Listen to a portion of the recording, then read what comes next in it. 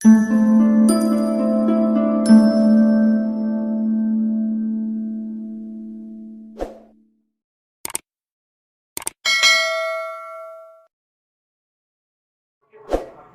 توجہ کرنا، جب وہ سب چھوڑ کر کے بھاگے تو جن کو رسول اللہ نے پہاڑ پہ کھڑا کیا تھا ان میں ہو گیا اختلاف۔ کچھ نے کہا کہ نیچے اترو، جنگ ختم ہو گئی۔ کچھ نے کہا اللہ کے رسول نے جب منع کیا کہ جب تک میں نہ کہوں نیچے مت اترو، تو انہوں نے کیا کہا؟ حضور نے یہ میں نہ کہوں کی بات جب تک جنگ جاری ہے تب تک کے نہیں کہا تھا، جنگ ختم ہو گئی اب اوپر رکنے کا مطلب کیا؟ تو دوسرے گروپ نے کہا، کیا کہا کہ بھئی جنگ جاری اور جنگ ختم سب کو کوئی مطلب نہیں، جب ہمارے نبی نے کہہ دیا کہ جب تک میں نہ کہوں نیچے مت آنا تو ہم نہیں جائیں گے۔ انہوں نے کہا یہ حکم صرف جنگ تک تھا، جنگ ختم ہو چکی ہے، یعنی وہ گناہ بھی نہیں ہے، وہ خطا بھی نہیں ہے ان کی، مگر ان کو حضور کا قول سمجھنے میں کچھ مغالطہ ہوا، اتنا ہی کہہ سکتے، نہ وہ گناہ ہے نہ خطا ہے۔ اور پھر ان کی بڑی تعداد نیچے آ گئی جن کو رسول اللہ نے کہا تھا پہاڑ سے مت اترنا، مگر ان کی بڑی تعداد نیچے آ گئی اور ایک چھوٹی سی تعداد انہوں نے کہا جب تک حضور نے کہہ دیا ہم یہیں رہیں گے۔ کیا ہوا؟ جو بھاگ رہے تھے سرپٹ، سروں پہ پیر رکھ کر کے، وہ بیویاں چھوڑ کے، اونٹنیاں چھوڑ کے، گھوڑے چھوڑ کے جو بھاگ رہے تھے، انہوں نے جب وہ پہاڑ خالی دیکھا پلٹ کے حملہ کیا، اور جب پلٹ کے حملہ کیا تو احد کے میدان میں 70 مسلمان شہید ہوئے۔ کتنے مسلمان کٹے؟ 70۔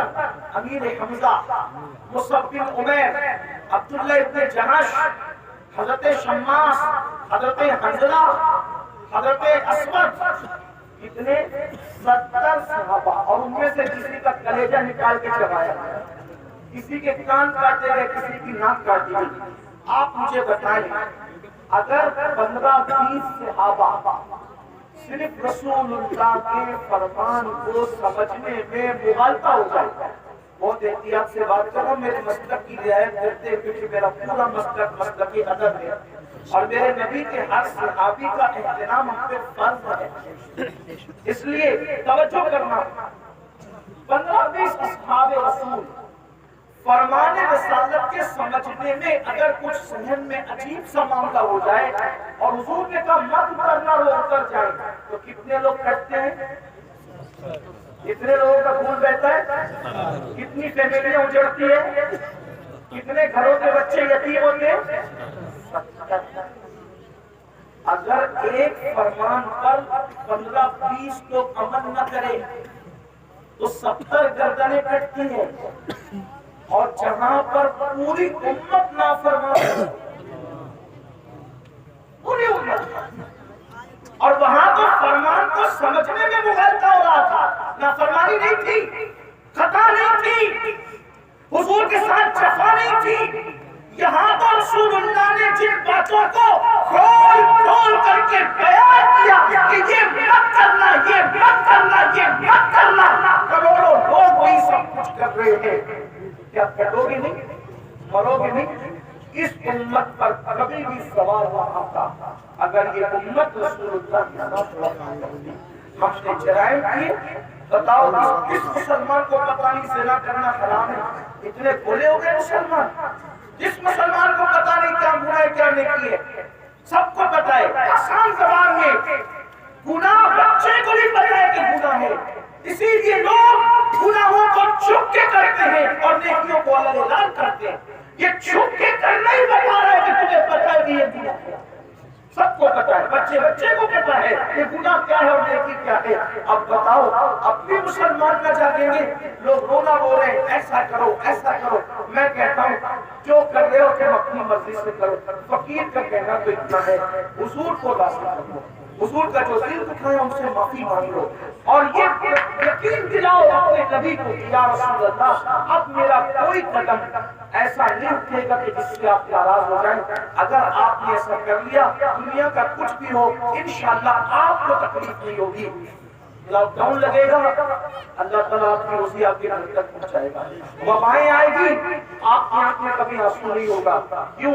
اس لیے کہ ایک بار حضور کو راضی کر کے دیکھو، حضور کو راضی کرنے کا بھی مزہ کیا ہے، حضور کو راضی کرنے کا بھی مقصد کیا ہے، حضور کو خوش کرنے پر انعامات کی برسات کیسے ہوتی ہے. نادان ہے مسلمانوں کو نہیں پتا، اگر پتھر حضور کو راضی کر لینا، پتھر حضور کے نام پہ نرم ہو جائے نا، پتھر عزت پا جاتا ہے. میں پوچھتا ہوں دنیا میں کروڑوں پتھر ہیں، سارے پتھروں کو عزت نہیں ملتی، لیکن وہ پتھر جو رسول اللہ کے قدم کے نیچے نرم ہو کر نقش قدم کو اپنے سینے میں اتار دیتے ہیں، کبھی سر پہ رکھے جاتے ہیں، کبھی آنکھوں میں رکھے جاتے ہیں، کبھی منبر پہ رکھے جاتے ہیں، پتھر رسول اللہ کے قدموں کے نیچے نرم ہو جائے وہ ہمیشہ کی عزت پا جاتے ہیں. اگر انسان حضور کے فرمان پر نرم ہو کر حضور کے فرمان پہ عمل کرنے لگ جائے، زمین کے اوپر بھی عزت ہے، زمین کے اندر بھی عزت ہے. اس لیے میرے بھائیوں، میری آپ سے درد دل کے طور پہ یہی گزارش ہے، نیک بنو، گناہوں کو چھوڑو.